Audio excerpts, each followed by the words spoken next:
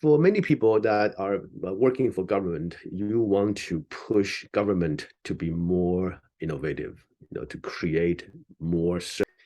So for many people that are working for government, you want to push government to be more innovative, to create more services, more government, even product to support the citizen.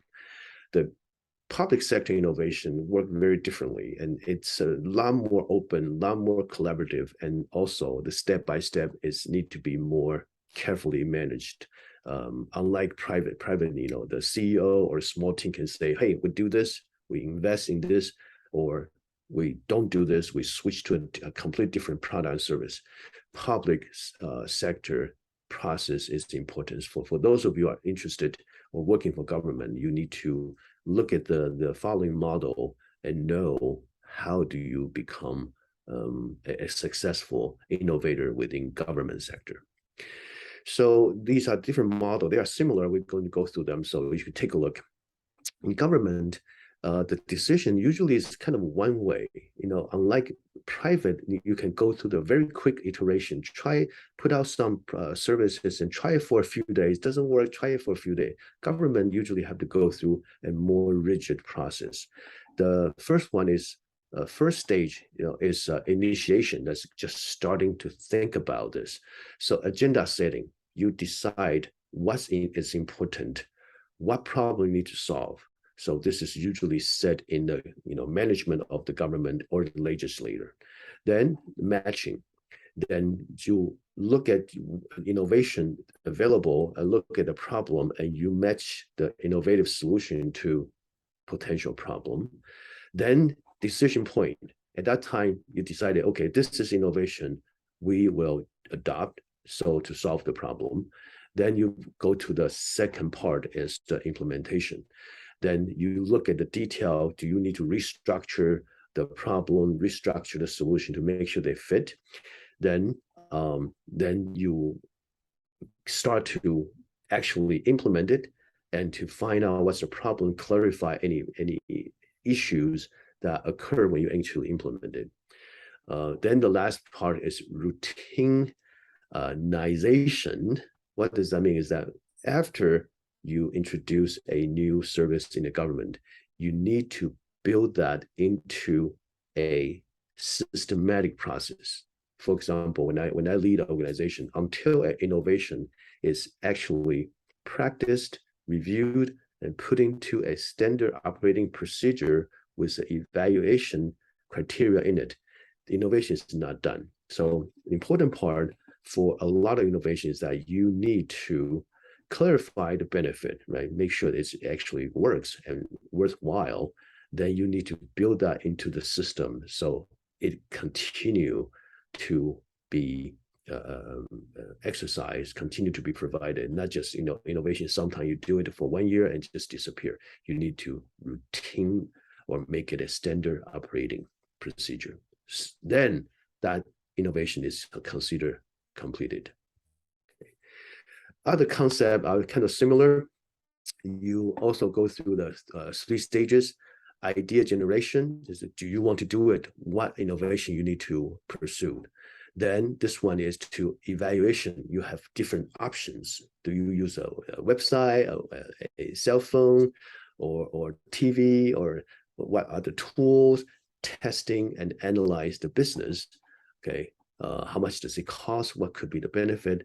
Then you go into the last stage is to realization, is to actually implement it. And these are also small steps in that you design it, and you design the system, and you actually have to market the idea, and you train the people train the employees in the government to use it.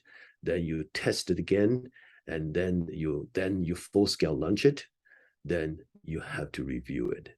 So this is, if you are going to implement the innovation in government, these are the good steps to follow, so your chance of success is higher.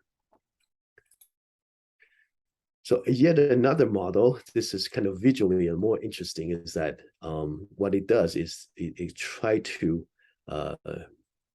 describe the the size of effort matching to the stage of innovation.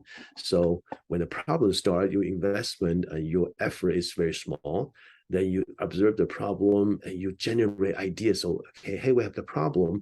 What kind of idea, what kind of innovation we can do? Then you go through the design and development of the idea. Then as the spiral goes, you can see your effort and money put into it is become more and more. Then you test it, then you decide how to sustain the whole innovation. Then you actually do the major launch for everyone to see. Then you scale up. For example, you start with a very small population, then you scale up to the whole population. Then go on to say you change the systematic meaning. Again, like we mentioned just a couple of minutes ago, you make that innovation part of the system so it can sustain. It doesn't just 1 year and go away. So I like this one because if you do a presentation for the board or for the legislator, this could, visually people kind of get the ideas. Okay, so we start from small, and then we kind of spiral up and become substantial.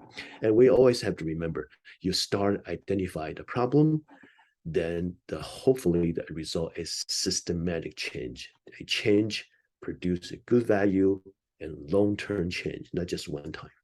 Then your innovation is considered successful. So in public sector, who is initiator of innovation?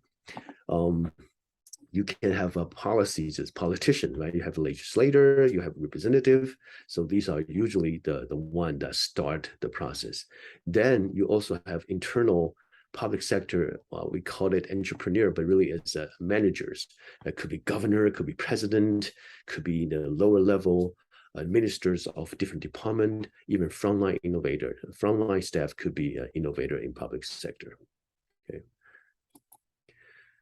Okay, and for who collaborate in the public sector, this is the kind of typical one, but similar to the private collaborator. The public collaborator also deal with the triangle. Remember the triangle, the helix is the university, is the business and government. Okay, and in the public sector, usually you will have a bit more. For example, you see that the non-government organization, the non-profit or citizen usually have a bit more role compared to private. So in public, you usually involve its government, of course, but university, business, and you also want to think about the non-government organization or citizen participation in that innovation process.